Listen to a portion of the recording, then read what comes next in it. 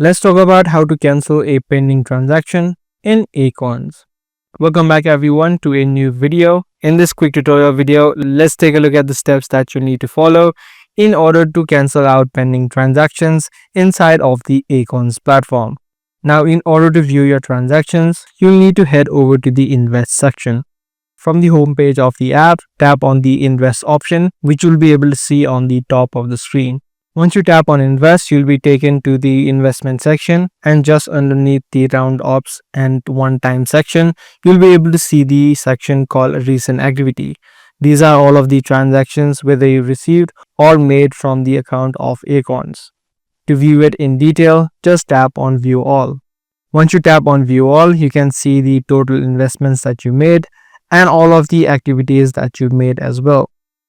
Now, if any of the transactions are pending, you can see a section called Pending right here, and you can see all of the activities or transactions right underneath the Pending section.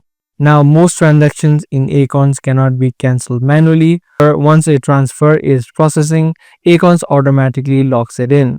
What you can try out is tap on any of the transactions that you're trying to cancel, and if there is no button called Cancel, it's already being processing and it cannot be stopped.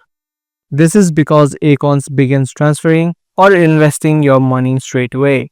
So just tap and hold a particular transaction, and if a button called Cancel opens up, those are the transactions only that can be cancelled. If a transaction is not being processed yet, you would be able to cancel it.